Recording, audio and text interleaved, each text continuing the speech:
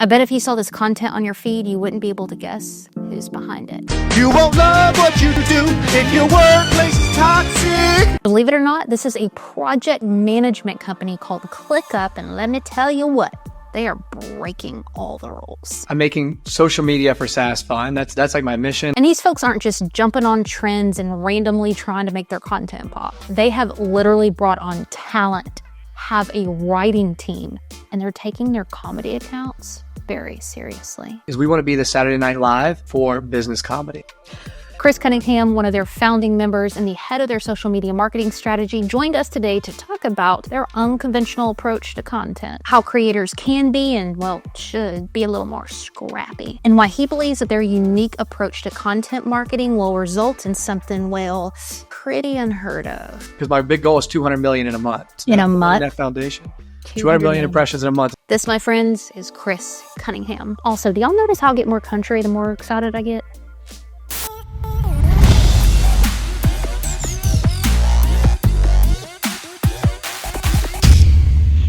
All right, Chris Cunningham with us. When you're sitting on an airplane, somebody looks over at you and they're like, what do you do? How do you explain what you guys are doing over in ClickUp to a stranger on an airplane? Oh, I love this question. My favorite answer is that I'm making SaaS fun. You know, I'm making social media for SaaS fun. That's like my mission. That's my project. And I'm so blessed I'm able to do that, right? Because I've worked in many other jobs in SaaS. You know, at first I was ClickUp's first sales rep, first customer service rep, and really running that. But I knew my passion was to do something bigger, right? But something I still want to add a lot of value to the company. And I was always fascinated by the world of social media. Zeb, Wes, and myself, three of the main people who started ClickUp. Before this, we had an agency, and it was all about social media. We were young. We were in Charlotte, North Carolina, like 22, 23, and we did really well. And I just became fascinated with the power of social media. It's had a big, big impact on my life. It's allowed me to meet so many cool people. And I always knew that B2B is always just a little bit behind B2C in whatever trends it may be.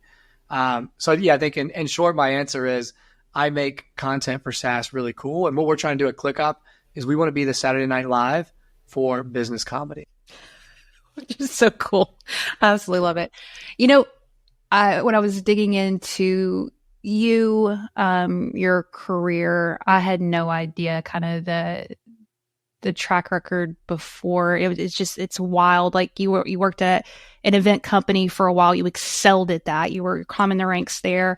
You and Zeb, I believe, managed a rapper at one point, did really well with that. You made news at one point for a viral post where you faked winning the lottery. I mean, you've done some weird ass stuff, Chris. And I wrote down here, you know, not only have you done some interesting stuff, but you've done really well at getting attention and understanding that world. And I wrote down, what skill set do you have that you attribute that to?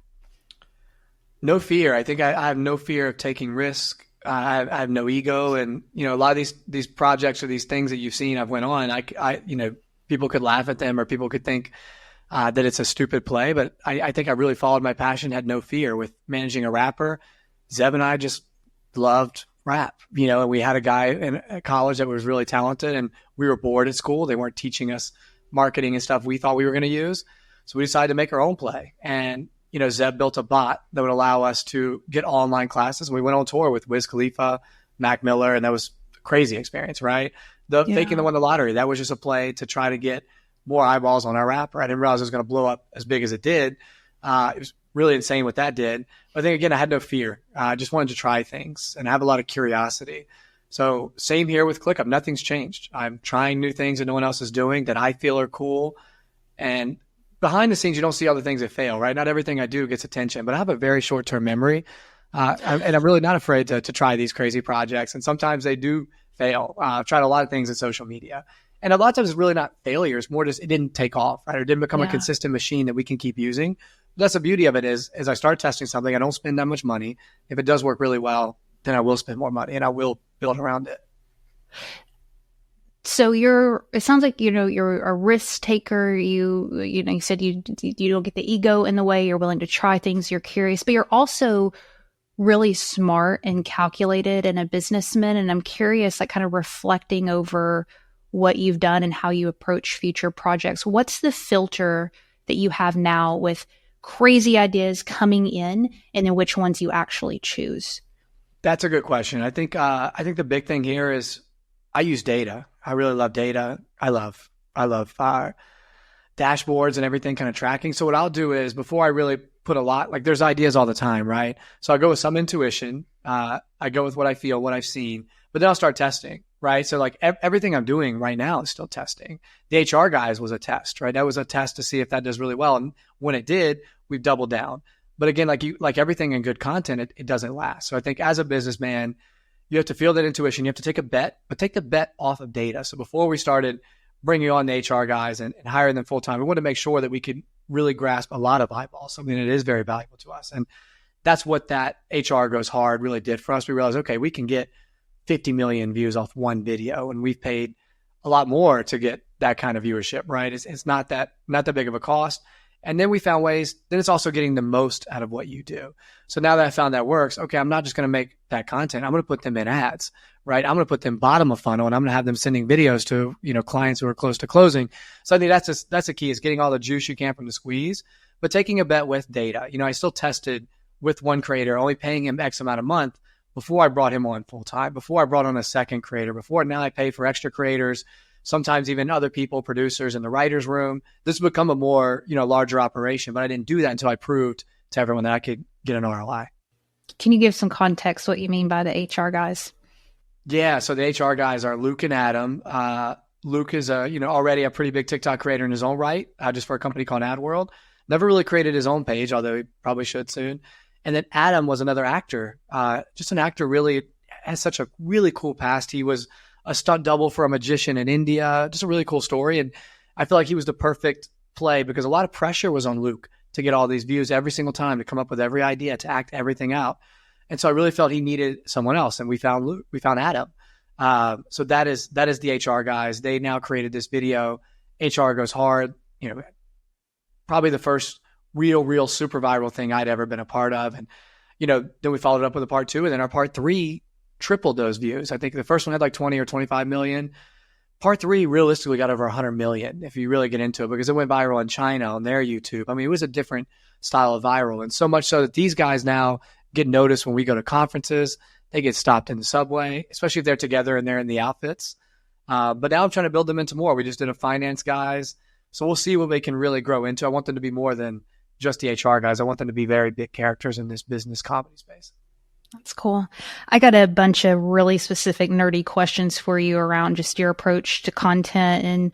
And but before, I wanted to really set the table. I know I was telling my friend Greg that I was interviewing you, and he was really curious about just kind of what we talked about earlier, you approaching the main team and kind of presenting this idea of just taking a new approach to social. Now, you said, you're one of the founding members, the first 4. You've been there since day one. You originally took a sales position and moved over to your real passion, which is marketing and social. Give us a little bit more context of what's important to understand about the setup of ClickUp and how you were able to have the freedom that you guys have right now to explore social in this new way. In the early days of ClickUp, this was a big risk, and we had already had a successful agency together. And then, Zeb had a near-death experience, and he was like, hey, look, I don't want to just be these guys who help people grow on social. I want to really change the world. And the first mission we took on was to change the world of social media, because we love social media. We really felt that we had helped it, but at the same time, we saw people were getting too addicted to the likes and the comments very early on. And this is back when Snapchat was the most popular app. Everyone was loving it, but we saw a fatal flaw in Snapchat. We saw that it was erasing your memories in 7 seconds.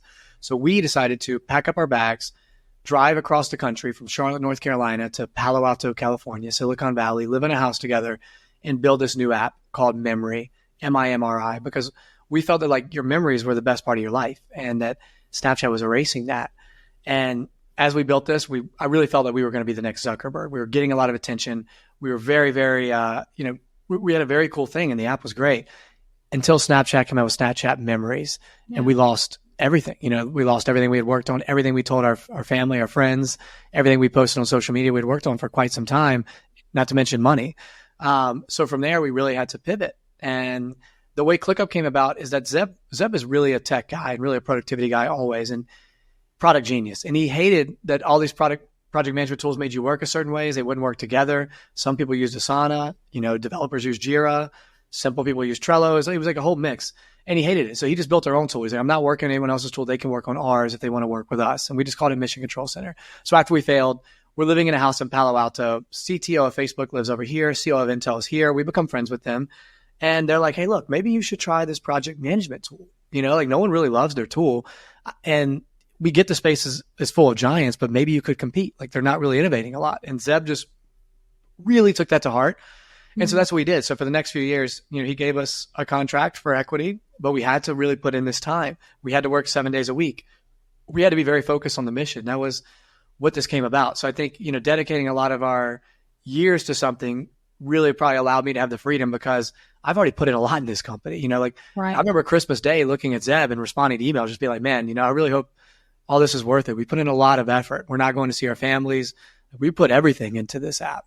And to see it really grow and start taking off. I remember like closing our first deal and just running to the other side of the house and screaming, hey, someone's paying for this. We didn't really expect that. This is why I had to make up price. I didn't know how to take his card at the time. So those moments were so special. And I wish I really slowed down to film more of them and think about content then. I just had no time to think about content. But now that's why I think when we are here today, as we grew, I looked at Zeb and I was like, man, we really need like a guy who's done this before. I'm not going to be like, sure, I'm the VP of sales, but like, I've never ran a sales team this big. We're doing like, 15 million ARR. I'd never done more than like 2 million. So this is getting to a different scale. And so we hired, and then I love that we were able to have the conversation. Like, look, man, like you should go get someone who's done this before. I don't want to be in sales forever. My voice is hurting from talking so much. Like I was taking every single call for ClickUp and I don't like the pressure of maybe we can't pay our people if I don't bring this in, like it was a lot. And I love that we were such good friends that we could do that. And that's when I really started studying marketing and kind of switched over. And I was like, look, I understand that I think that like influencers are going to become a big play. And that's the first thing I stepped on. And then I was like, let me take over the social too, because I really feel like we can make a big impact there. And I want to build a brand. I want to build something legendary because I think it's wide open for the taking. I think no one's doing it in SaaS. Everyone's making this boring content. And luckily they allowed me to. And I think they knew that I have the experience, I have the skill, and they've seen me take these risks and already be successful in some of our other businesses. So they gave me the keys to do so. And I think it's why I'm blessed to kind of be ahead. And I think other companies will follow once they see the success we have. You mentioned you wish you would have documented more of the beginning process. That was actually one of my questions for you. I've heard you say that before, and I was curious, like if you had that content, how would you actually use it? And the reason that I'm asking this is a lot of us here are in those beginning stages, and we're told a lot, hey, you should be documenting this and whatever, but that doesn't necessarily make for good content of like, here I am again with my Zevia, and like, that's kind of boring. So how would you advise folks to use some of those beginning stages and make that content actually interesting? I think, look, in our personal experience, like I just wish we lived in a house together, right? And we were working on time. I wish we just put up cameras and just saw the life. But if not even that, I think just getting one of those like peak designs and just sometimes putting your phone up and like putting it in the bed and forgetting it's there and doing the memories, right? Like there's a lot of things we did. We used to do book reports every single week. And I so wish I had more videos from that. We would all read a book every single week. It was just 4 of us. We would all read a book every single week. And then we'd all report on the book and say what we learned. So it was like we were reading 4 books a week because we would all take the main parts. It's before AI, right? You can't just pull the main parts. So it's like we were reading 4 books a week and we'd say what we learned. And sometimes it'd be on running Facebook ads, or sometimes it would just be about, Leaders Eat Last. Any book from Simon Sinek, anything we could do to get better at our job, we were doing that. When we watched TV, we only watched Shark Tank, right? We only watched TED Talks. We were very, very about this mission. We were very, very focused and didn't do much else outside of that. But I wish we showed these moments, and I could just go back to even cut for B-roll and just, kind of tell more of the story while showing it, because we have very little. We were just so focused. I think we have a few like things I found on my Snapchat that, or like Instagram like stories that we saved. That's like the only videos I really have. And I think I really wish for people now, I would say like just record some of your meetings. Like put a phone up to the side in person, or if it's on Zoom, record some of the hard times, record the scrappy stuff, right? Like us buying these purple suits from China and then, using all of our money to have a booth at SaaStr. Catch those moments, because that's the moments that would inspire other companies. Show when you were small. I love going back and finding pictures of us with just like, very, very little going on and feeling big. Like I love finding my old ads. We still play them. We do have old ads that I used to make They were very, very rough, but they're very funny. And we go back and we play them at almost every SKO to hype the team up. We play them at a lot of, company-wide meetings when people are there to show where we came from. We were really just some people figuring it out as well. So I think we should show more of that to the public. We haven't done that a lot yet, but there is a lot of cool stuff. So I think really just capturing those moments that you can't just speak about, the hustle moments you make. When they're coming. When you're making a big play or you're taking a big bet, put some film in it and just talk to the camera about, like, maybe at the end of the night, make a video journal. Like today, we built this tool, AppGator, for ClickUp. Today we built this tool and now I'm getting leads. Let's see how it works. And then it ended up being a big play of how ClickUp got a lot of leads. We would pull reviews from our competitors that were bad. And that was a big sales play for us, right? So little scrappy things like that, people love. And I would do anything to have more content on that and go back in time.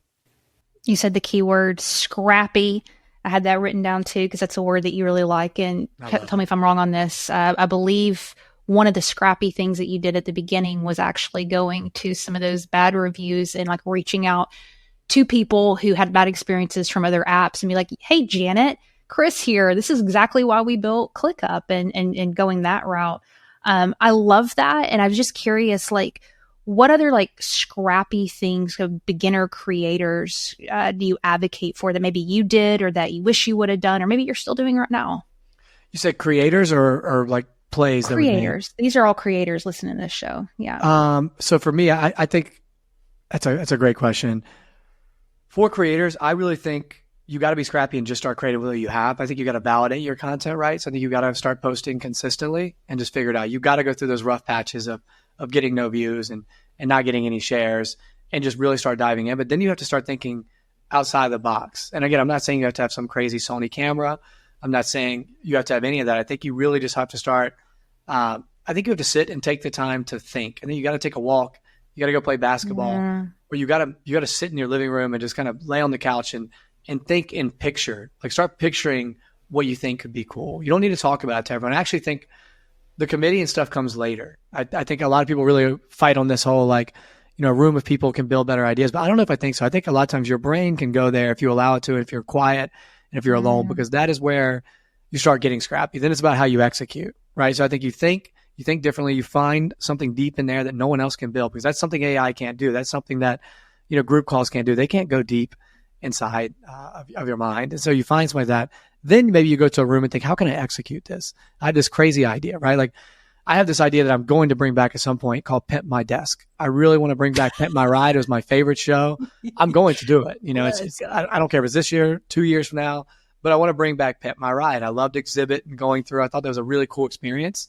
And I want to find a way to do that, right? But I'll probably need my team's help on how can I come in and bring that to life. I think you think of that crazy idea, then you start breaking it down. Okay, what's the lowest point we could do to prove the use case? What's the first thing we can do, in a cheap way? Like I could do it without Exhibit. I'll give you an example for this idea. I could do it without Exhibit. I could, find some things on Facebook Marketplace, could find someone who I'm kind of close to, who we already know the company, and I could show up and I could pimp their desk and I could make a cool experience and shoot that.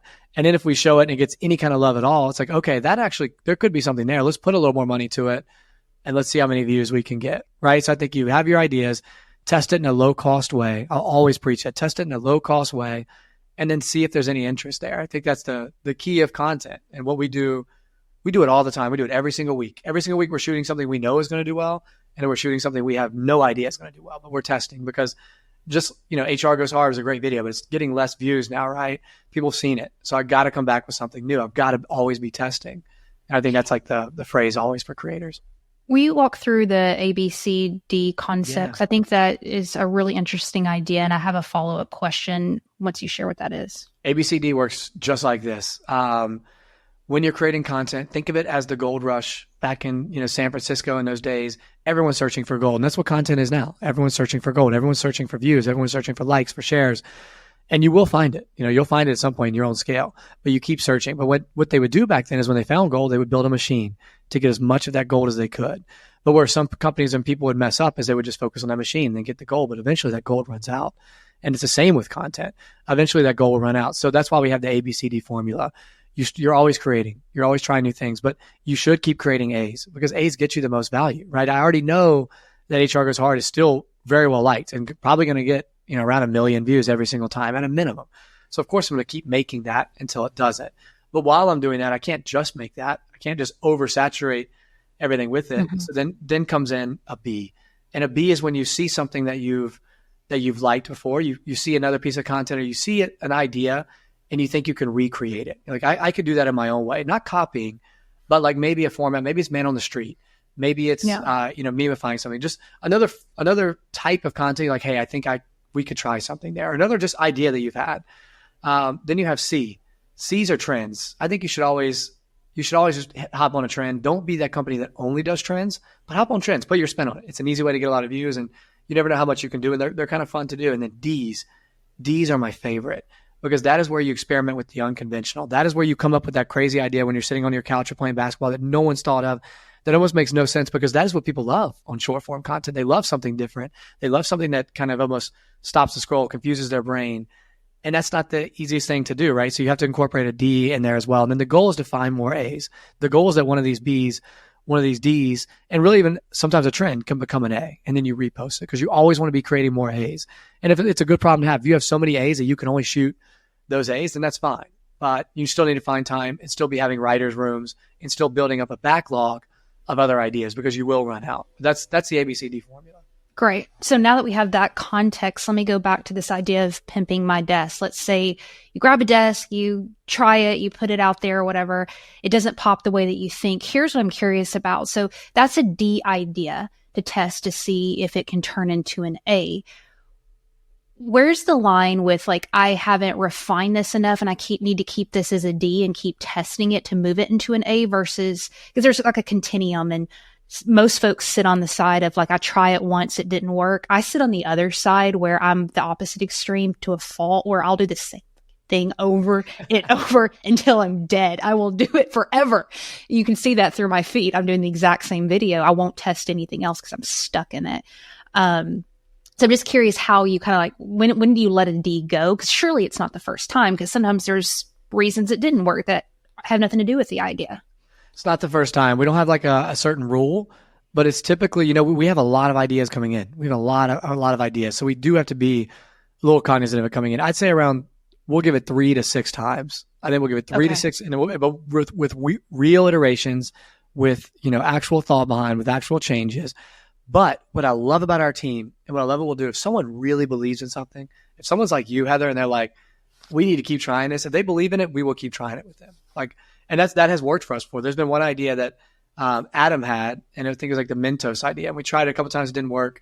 And we had scrapped it. And he's like, I'm telling you, I really think we just didn't hit it.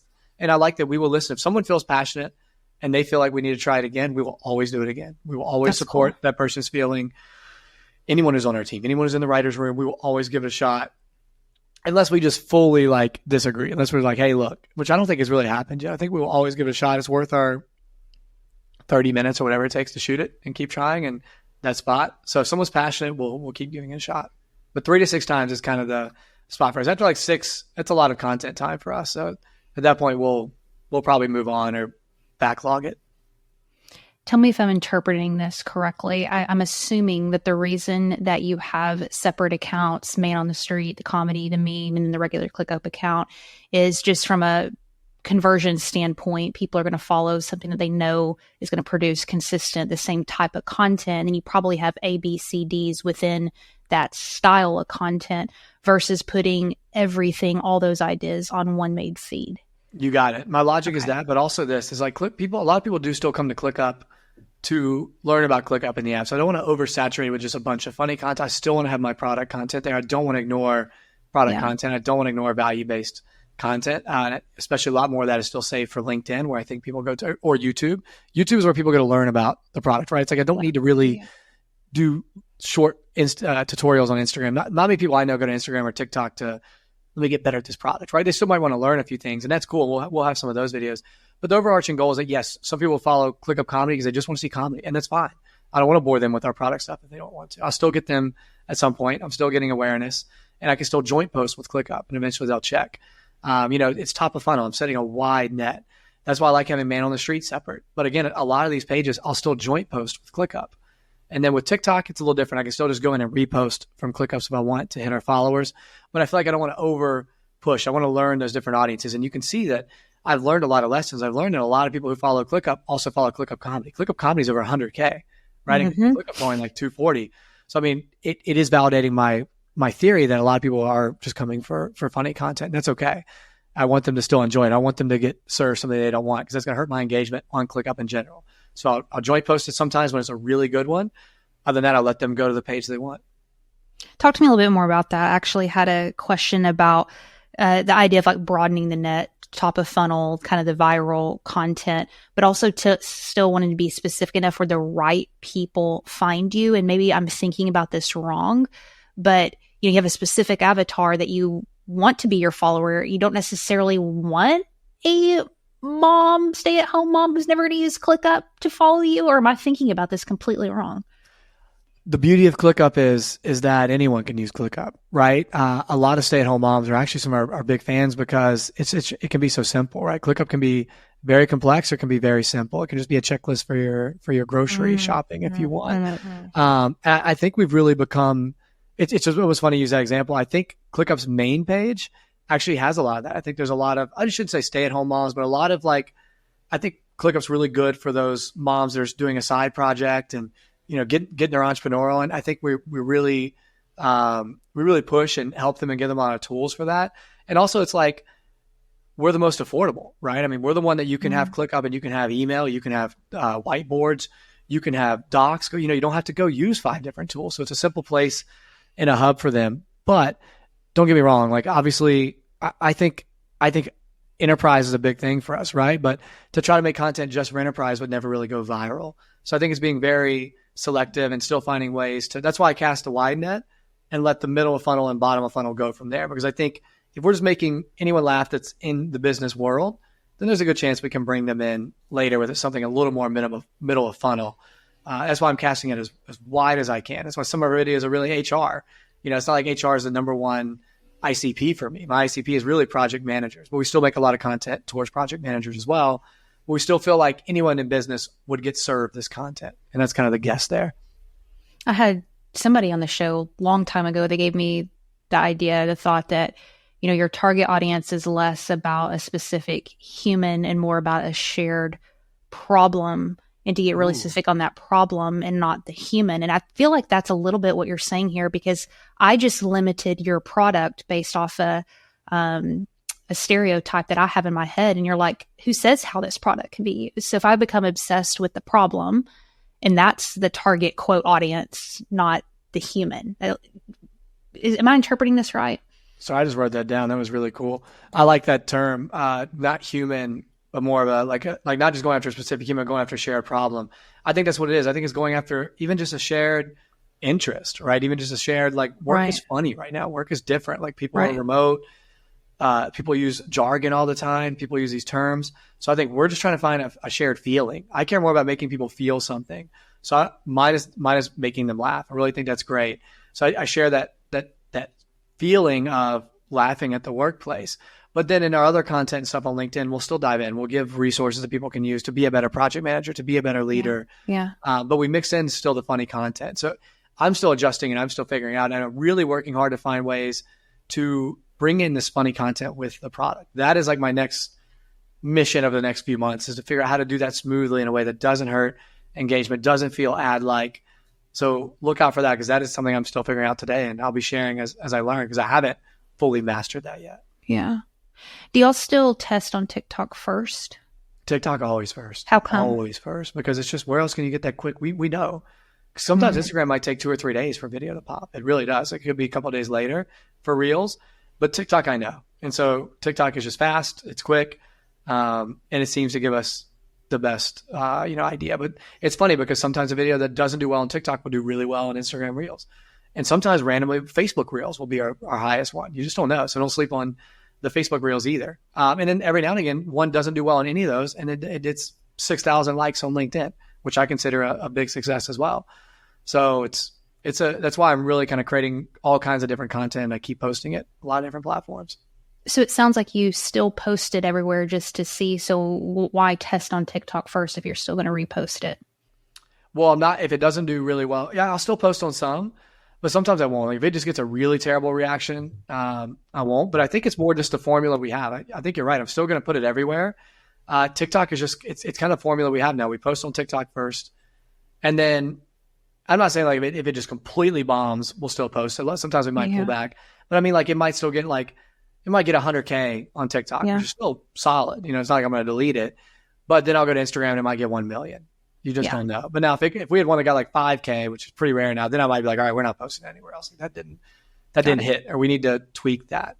But there's other things I'm looking to do to test. You know, I haven't fully figured out these strategies, but I want to test even before I put it on TikTok and maybe test different hooks and things like that. I think that is how I could really win at a higher scale. And that's something else I'm building. How would you do that? Maybe run ads, maybe Got it. like with a light spend, maybe put it in a focus group, find like a channel or pay people to be in there. I'm testing that out as we speak. But I can see that you love this. Like your eyes, like you're just like darting all over the place. Like you love this stuff. I'm fascinated. Yeah. I mean, I think it's cool. I mean, it's a game. Every day's a game. And I don't, you know, you can be winning one week, you can be losing one week. It's like a cool way of gambling, but it's just fun. I mean, I love flying out and creating this content. I love getting new collabs and finding new people to jump in with us. I love seeing our brand tagged almost every single day and like, oh, who's crushing it in social this? You know, I don't want to lose that. So I gotta keep innovating, because as you know, you can do great in social for a short period of time, but you can also fall right off. So it's a very competitive game. You talked about newsjacking at one point. This idea of like looking at what's going on in the news and then kind of using that to inform your content. Do you guys have any part of that as your strategy? I'm actually working to bring it back. I'm looking to do that in Man on the Street, because I really want to revamp Man on the Street. We've had some success on Man on the Street, but I can't keep using the same characters, Luke and Adam. Like they're so busy with the main stuff that I can't. We had like, I think we grew to like 20,000 followers, something decent, and we're getting a couple, you know, million view videos on Man on the Street, but it's so much of their time too. So I'm trying to find a new host for Man on the Street. Let me know if you're interested. I've been searching for some creators, and I think the new formula could be to bring in newsjacking there. I was successful in newsjacking in different ways. On Twitter, I mean, there was a time where I couldn't miss on Twitter, like 2.5 years ago, right? Like I would write threads from ClickUp's page, from my page, talking about AI or talking about things that were happening. And I mean, I couldn't miss going viral over and over, driving and saying, hey, you can read the full information here, and it'd be in a ClickUp doc. So I'm getting tons of clicks. I had the most viewed ClickUp doc from a newsjacking thing on Twitter. That was more creating a doc that was a value resource based. Can you explain the newsjacking real quick before we go any deeper? Yeah. Newsjacking, I give credit to Ryan Reynolds. This is kind of his thing. And, you know, I really learned this from him. So I'm not going to act like I invented it. But basically what Ryan Reynolds did is he went to his media company he's now created. And he's like, look, I want you to start creating content for all my brands, but tie it into what's going on in the news and in the media today. And find a way to tie it back to my brands.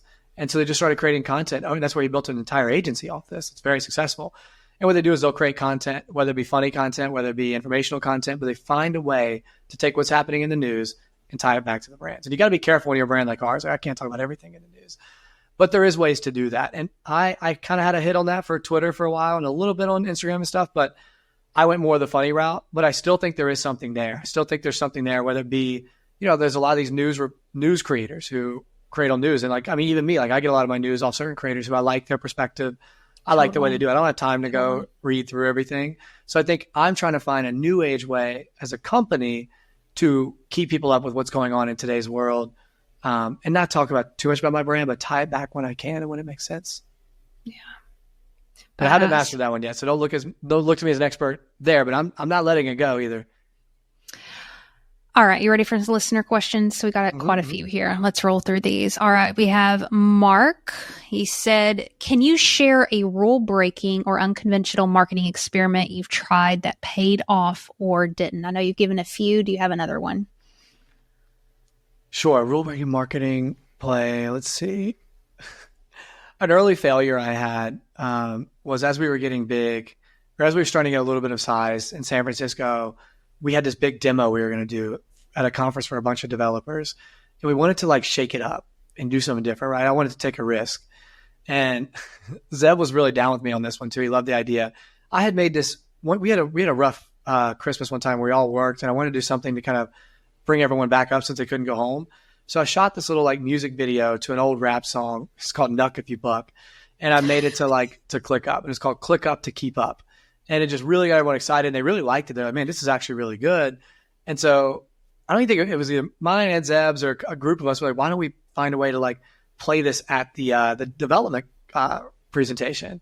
And so we had this thing where like giving the demo and it makes it look like the demo is like freezing and messing up and there's like a tech error, but then bam comes in my rap song. And I'll never forget, like as we're presenting this, we did the rap song. It comes in and we thought it was great. Like we're ready for everyone to laugh. And you could have heard a pin drop. No one's laughing. Everyone's just kind of like, what is this? You know, next thing I know, I look and Zeb, who was supposed to finish the presentation, had snuck back off stage because he was so embarrassed. He didn't want to finish the presentation with me. And I had to finish it myself as he was supposed to. He was just so embarrassed because it was very embarrassing. So there's been plays like that. There's been ads we ran that got a lot of hate from testing new things. I had one where we went after Asana. That was kind of like funny because they took a long time to create start dates and we built it a week. And so we really made fun of them for that. But then we also got, I think, like C and Ds for either that or one other one. So we learned some lessons there as we were smaller. But now, you know, I took that same risk again. Like you said, we stayed true to it. Even though we made fun of Asana one time and it didn't work out well, we made fun of Jira. And oh my gosh, it was probably one of our most successful campaigns, right? We made the ad firing Jira. We made the medical ad where it's like, you know, it looks like a medicine. Like, are you having X, Y, and Z problem? You need a better tool. And it's like, you know, a better tool showing like the medicine they need is really ClickUp. That one did phenomenal. I mean, millions upon millions of views on YouTube. So definitely had some failures, but I think some of the cool successes we had were going against our competition and punching up and calling out the wrongs, which is really kind of a unwritten rule of what you're not supposed to do. And SaaS, I think a lot of people don't do that. They don't talk about their competitors in ads and things like that, but we weren't afraid to do it and really, really had a big payoff. And who knows how many signups we got from that. Help me reframe embarrassment a little bit, because I think that's what keeps some of our creative juices from really flowing, is because we think like, oh my God, what's Uncle Bob going to think? Or, you know, oh my, that was so terrible, I'm never going to try again. Like reframe embarrassment for me a little bit, because it's inevitable if you're going to be trying all this new stuff. I mean, look, you remember when you first started content, I'm sure you like had people say things or share your videos, not out of love, but out of like, look at what Cunningham's doing. Like he thinks he's a creator now, you know, you know, I think I've always been very lucky in that I don't really give that too much thought, but the best way I would reframe it is, one, they're still talking about you, and two, they must still have some respect. Like to share the video, they must have some respect for you. If they took the time to share something and pay attention to what you did, and they must have some deep down form of jealousy or something that they still acknowledge what you did, and you're still doing something that they're afraid to do. Same with speaking on stage. You know, I love doing it. It's like a drug for me. But I'm sure I wasn't the best at the beginning, and it took time. So I think reframing is like, hey, you're going to get better. You're going to become good. You have to go through that phase. Look at anything you've done in life. When you first started shooting a basketball, when you first started trying to create content, when you first started your job, you're never very good, right? So I think you just look at it as like, hey, I'm in that phase. And I think you just don't acknowledge it. But I really know that that person must have some respect for me if they're sharing it, because they want to make fun of me. They want to like make themselves feel better by sending it. So at the end of the day, I think they respect it, and they're going to have to look back when I'm doing really well, which a lot of them do. I know some people used to, you know, make fun of where we were at with ClickUp or make fun of where I'm at with content. And, you know, I'm sure they're not today. So I think you just look forward to that day as well. Come on. I'm going to include this follow-up that Mark had, because I just think this is really good. He said, if you were to start over in social strategy for a new brand, what's the first thing you do differently based on what you've learned with ClickUp? Ooh. The first thing I do differently is at ClickUp, I made the mistake of trying to make too product heavy content, trying to say ClickUp too much. I made the mistake that everyone's probably making right now. I made all those mistakes. And I think that's why I finally learned that what people are waking up to is like, it's the whole, I mean, it's becoming very popular now, but whole check the box, you know, like, okay, it's a holiday. Let's make sure we post for it. Okay, we need to make sure we have these 5 hashtags. That's what people say we do. I think the biggest thing I do if I went back to a new brand is I would ignore everything that everyone told me, because everyone told me to do a lot of these things that were wrong at ClickUp. Everyone had an idea for me of what would be a great social post. And the day I started getting successful was the day I stopped listening. And that sounds messed up. That sounds, it sounds arrogant, whatever. It is the truth. The day I stopped listening to everyone, because everyone has an idea for their social media. Hey, we should post more of our customer stories. We should post this. I stopped listening to everyone. I said, look, I am going to approve what goes on here. I only have so many at bats. I understand some of you might be mad. I understand we want to really keep pushing our product, but this is a different place. Like, people go look at their product. I'll have that stuff on YouTube. I'll still do product updates, but I'll do it my way. We'll do it in a more fun way. So yeah, I think the key that I would do if I start over again is I would tell everyone, hey, you're bringing me in for a reason. I'm good at this. I'm not going to listen to what a lot of your team says. I'm going to try some wild things. I'm going to try some things that you probably disagree with, and not everyone is going to work, but we will win at some point because we'll keep trying until we do. And that's marketing and everything, right? It's ads, anything in marketing, you have to try and figure out what works. So nothing's different with social. You're getting me hot, man. I feel like I'm at like content creation church right now. Yeah, like a pastor. Woo. All right. Lenny here says, what are their successes, their KPIs, and what tools to use for proper attribution? And he also had like a follow-up here just about conversion and how you measure that effectively. So how do y'all look at KPIs and conversion? Yeah. So I hate to say that I haven't found a tool that does everything perfectly. I've paid for Grin. I've paid for I pay for almost every tool, right? The ones that I choose to use now is I do use Sprout Social. I think Sprout Social is great for scheduling and checking the pulse of what's going on. But I also like Vista Social. Vista Social is good for the data side point. It's not extremely expensive. But what I hate to have to admit to you all is that I still have manual people going in because it doesn't pull everything. I'll tell you what it doesn't pull, and what you really need to track is that on TikTok, let's say I have a video and it hits 10 million and we check it for the week. Well, when I have another video that hits 3 million, that video is going to go up more. Mm-hmm. And that doesn't get tracked in any program that I found. So I have to have, one of my data guys, Mahul and Eka, they have this, they have other things they do, but that's a big part of what they do is each week they go back and they check and they go, this video was here at this point. Now it's here. It takes 15, 20 minutes, whatever, but I want very accurate data on what's going up and what's moving. And as for KPIs, signups are a big one. And so that's why we've created a custom landing page. And in that custom landing page, I can track, who's coming and who's coming in because a lot of people come to our bio and then see it. And I can also see organic spikes. That's kind of one that's, hard to fully attribute like it always is with social. It's the age-old question, right? How can we say all this content is adding value? And the best way I do it is by the custom landing page where it's like people can go get more videos from us. Then they can also sign up for a demo. So I'm tracking those all the time, tracking how many people are coming to ClickUp and signing up. And, the goal is it can't just get like 5,000 signups is cool, but it doesn't really move the needle. Like I've got to get more and more. And then that's why I'm really trying to find a way to bring that back into our product context. I think if I can marry those two, I'll really be dangerous in this content game because it's one thing to make a viral video. It's another thing to do it and do it in a way that makes people want to buy your product. That's a big one. So right now I'm setting the high funnel and I'm successful there. But when I can make one video that takes them through, top level, mid level, bottom level funnels, then I'll be a legend. So that's what I'm going for. Love it. Life says, does he, how do you advise people to go from like viral, like seeking out viral trends versus building like a solid brand? So how do you encourage people to think through going after viral versus a consistent brand? I love that question. A lot of people have gone viral that you've forgotten about, right? So I don't think, as much as like everyone tells you go viral, and go viral is great. I'd be lying if I said I'm not trying to go viral when I build the videos. But what I'm more looking for is episodic content. I'm more looking for A's. And an A isn't about necessarily going viral. An A is about a lot of views consistently. So I think the key is to focus on the A. Focus on so for me, an A is 750K and above. If you get 750K views and above, that is an A to me. And that can be across a couple platforms, whatever. So it doesn't have to be like, a major got millions on millions. But if something is like, okay, it's getting close to 1 million views for the one video we make across the platforms, and I put 750 because it always goes up a little bit later and gets basically to 1 million. So that is my number. And at that number, I think the video is good and I recreate it. So I'm not out here going for 20 and 50 million every single video. I'm going to get my base up.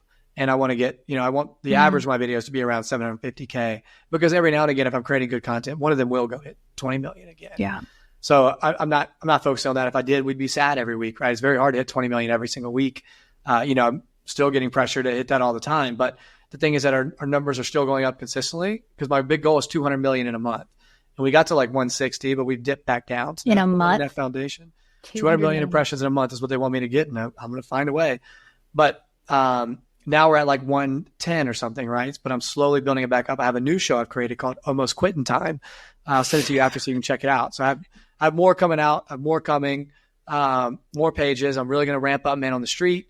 So, it's really building that base and not putting all the pressure on one because ClickUp might have a down month sometimes. That's okay. I need to know that. But then maybe the Man on the Street will have up. So it's really building this consistent machine where I can come to my COO, I can come to my CEO, I can come to my board and say, you can guarantee I'm going to get around this many views every month. You can guarantee it. And that's pretty rare to do. But that takes not just looking at going viral. It takes it looking at solid content. quick side road. So one thing you may not know about me, I'm pretty spiritual woo, like I into like energy and muse and all that stuff. Also love tactics, and it's been really interesting trying to figure out kind of the line between those two worlds, because they come up with like funny ideas and be in that energetic state where you're playful and you're exploring and you're coming up with something off the beaten path. You know, it takes a state to be in. And then when you're trying to like get there, but you're balancing it with these KPIs and this goal and these numbers that you have to meet, and you have to put your business tactic hat on, sometimes that interferes with your play a little bit. And I'm just curious how you kind of tap back into the funny, playful when there is a lot of weight on your shoulders. Well, I mean, I think you nailed it. I think that's what I've always tried to tell those above us is that, look, I will always work to the goals. I'll always go after this stuff. But we got to like let some pressure off. You know, we got to have some fun, because I noticed as soon as like we hit a few numbers, and then, you know, our management got really excited, like, let's hit more, let's hit this, let's hit this. And then that's when, like, I think Luke hit a rut, because he also had all this pressure to hit much more, and he lost that creative fun. So I think that I don't let the creators look at the number. I got to take care of that. I'll be looking at the numbers. I'll take that pressure. I don't even want them to know where we're at. I mean, they have ideas, obviously, they see what's going on, but I just have them focus on the content. I don't put pressure on them. I'm not saying, hey, we have to get 200 million views, or, you know, your job might not be safe. I don't do any of that. I let them know they're safe. I let them know that they're here, and I'm betting on them, and this is a long-term project. So, but give me all you got. You know, I do ask for that. So I think, and then for myself, it is hard. I think I'm very OCD about my calendar, and I'm like you, I'm very about the energy and getting in my states as well. So, you know, I have my time. I have time on my calendar just to create. I have time on my calendar to take a walk. I have time on my calendar to just to think and to feel, because that's a big part of where my best ideas come. And a lot of it is in the morning. I walk, I get moving. I play something cool, and I really kind of get ideas flowing. That's what I do. That's kind of how I build my best ideas, because I'm in the writer's room too. You know, I'm writing a lot of these ideas, and some might have been the ones that go viral. So it's fun to be a part of that, but you have to make time for that. But at the end of the day, on Fridays, that's when I come in. I'm like, okay, let's put my business hat on. Let's look at the numbers, and let's see what's working. Let's see what's not. And let's make those hard calls, and then come back next week and adjust, adapt, and get back creative. Love that. Love that. Jeff asks how you do the ROI from the fun accounts, or is it all top of mind and awareness? I think you pretty much touched on that, but is there anything else left to say there? Yeah, sure. It's both. I mean, look, at the end of the day, there's always gonna be pressure for my company, and as it should be, rightfully so. I mean, we're putting some money into this now to get to ROI. But what I like about them is they're not like saying, hey, right away today, do that, because that would limit it. Like, I mean, tomorrow I understand how to get more ROI. Like, I understand how to put the product more in the content, but I just know those views would go down and we would lose steam. So that's why I'm like, let me lightly test it without hurting what we have going. And they're allowing me to do so, because right now they love the brand awareness we're getting too. We're trying to go public. Like, having a good brand is valuable to us. And we spent a lot of money prior on things that didn't work. Probably it was more expensive. You know, we've put a lot of expenses into our content, and this is a pretty lean machine. It's not like we're paying tons of people all the time, full time, and creating, right? We have a few creators on, we have a couple other creative minds, and then we have myself, we have someone who posts the videos, and that's it. So the machine is not that expensive, but we're not afraid to bring in creators and stuff if we see the value and put that in. But yeah, I think the short answer to that is I'm always still improving on getting the ROI. Can I say if we're getting exactly back? I would say so, considering the fact we're getting more views than we have, on a Super Bowl, and we paid way more for that Super Bowl commercial way back. But at the same time, I want a consistent machine that I know that I can say is going to get 20,000, 30,000 signups. And I don't have that today. I don't know exactly what it's getting. We just started the landing page, but I'll be updating on my social media as I do, because I'm not going to stop until I figure that out. It's cool. At Nickel, I believe, this is a specific ass question. I love it. Do businesses get more conversions with quote viral content than Google ad campaigns? I don't run our Google ad campaign, so it's a very, very good question. I would say you still get, you can weigh it out like CPC, right? So we can see like cost per click and cost per eyeball. I know that our CPMs and stuff are super low. I know what they cost for how many views we're getting for what we're paying for this are very low. So if you're looking more for an awareness campaign, I would say we could definitely be beating it. But for more signups, Google and Facebook ads still might win today. They still might. But the good news is I can create a great video and I can give that to them. That helps, get their videos and their clicks and stuff up as well. Because now they become known on social, they're also going to be known on that ad. But I don't know. Maybe Google's still winning today. I don't have a good answer for that one. That's a great question.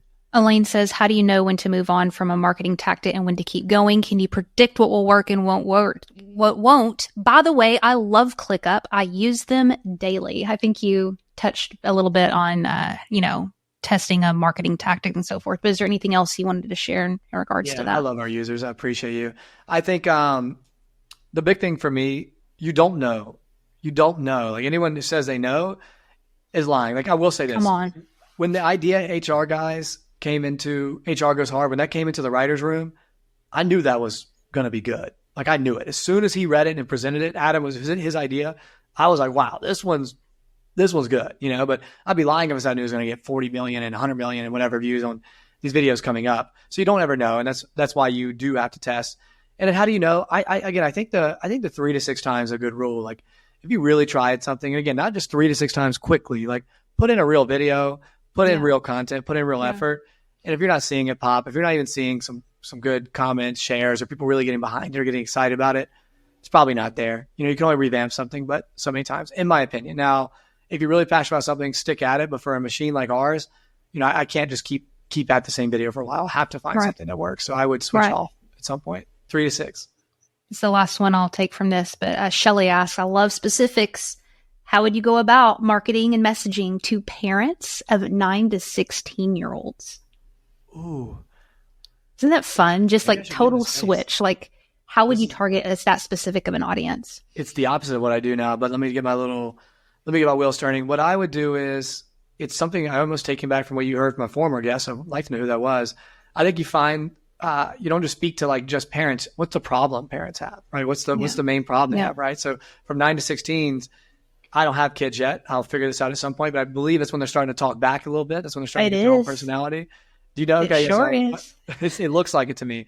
So what I'm thinking is I would create content of that. I would create content about, I would make a character. I would humanize the brand, right? Like how I've humanized it. And so I'd find this one mom, who doesn't take any crap or, and like as soon as her kids start trying it with her, she always has some funny line. I would start making hilarious videos of that. I would start making hilarious videos of her kids trying to get smart with her and her just completely serving them and shutting them down. I think that'd be funny. Or this like super babysitter who comes to moms. It's gonna be like a repeatable thing. Like, hey, if you think you have a kid who cannot be, almost like the new, like if you have a kid who can't be controlled, let this super babysitter come in. I would create a series and like, tell me where you live. Give us your kid for one day, right? And film that episode. And that wouldn't even be that expensive. You show up, you can use phone video and you could show them like getting it, whipping this kid into shape, and you can find the funny moments and you can do like quick recaps. That's what I would do. Something that's episodic, something that humanizes the brand, and something that solves a problem for your audience. Well, how do you bank on being funny so much? That's your thing. I probably should stop doing that. I just really think that, and maybe it's just my bias, because you could also go do the same thing and really teach people. You could also come in and like give lessons and be smart. I think I just love funny. I think it's probably something I should make sure I still do the other content as well. I just feel like when I pull out social, I like to laugh. I know laughing, they say, makes you live longer. I think it's one of the best feelings. And you need to make people feel to make them, stay with your content. And so that's why I think if you make them laugh and also still make them think, like we do that sometimes too, we still get deep and make them think. If you can blend the two, you're in a beautiful thing. But same formula, you could go back and maybe just have, a mom who goes in and helps and gives advice to these parents who are having problems with kids from 9 to 16. Well, it brings defenses down too, because if I feel like you have an agenda with me, like he's trying to get me to sign up for ClickUp, he's trying to sell me this or whatever, I will my defense will go down when you make me laugh, so it's brilliant. Yeah. If you're laughing and then, again, you'll find it later if you really need to, but you can do both. Like ClickUp I still have videos or, posts that go viral just talking about project managers and breaking down the difference between, what different project managers are or leadership qualities, things like that. So you find ways to mix other in. Don't just go all in on one. I think you still can find others, but if someone's working, you should really roll with it. Yeah. I have a final question I asked all the guests, but thank you. You didn't have to do this. Your company, you have really just give white glove service and has just been a really great experience as a user. I love the company. I love how much you bend over backwards for people. You really do. Yeah. And it's just been really cool getting to know you and learn a little bit more about the way your brain works. It's definitely been challenging to me. I need to level the hell up. But Chris, where would you like to direct our listeners to before our last question? Sure. I'm just on LinkedIn, Chris ClickUp, and Twitter. And then on Instagram, I'm just at Cunningham, and TikTok, my last name. Would love to see anyone. Would love to get advice. I need to start. I'm doing so much business content. I haven't done as much myself. That's how I found you. Is I really like the content you create. So hopefully I start getting my own content out more. I have a new style I'm coming out with that we'll see how it rolls. I've been putting some time into it. It's a little harder to create the videos, but I hope it does better. So yeah, I would hope to see anyone on content. DM me if you have any questions. I'm very accessible. I do really care about ClickUp and the brand. And so if I can even help with a situation with ClickUp, or if I can help with your content, I'm an open book. And I had fun too, Heather. These are great questions. It's a lot of fun. Well, here's a not fun question. You ready? It's the very last one. Oh, no. It is, what is something in your life that you are deeply questioning right now? It can be related to what we just talked about. It could be something along the lines of like, why in America do we eat Taco Bell for breakfast? I don't get this. But what is something like right now you are deeply questioning that you don't have the answer to? Yeah, I think it's funny you're asking. It's a great question. I think it's what I'm doing right now. It's like, how am I creating such great content for the brand, but I'm not consistent on my own page? I've been decent, but not as consistent. So I think that is a question I need to answer very soon. And I've been actually I write everything down throughout the day, like right here. And that's actually on my to-do list today, is to try one of my new styles of content and shoot and get consistent myself. So I think I know what it is. I think I know what it is by a lot of these, almost like even the conversation today. I'm taking what I'm passionate about. I'm taking what I think is fun, and I'm going to turn it into what I think could be lessons or cool content. So yeah, I think that's the big thing that's been burning me up. And then also, like, how can I bring product into ClickUp's content? Those are really the things. The rest of my life is pretty figured out and pretty smooth. All is good on that, but I want to master that. Awesome. Well, thank you, Chris, for your time. This is awesome. Yeah, this was fun. Thank you.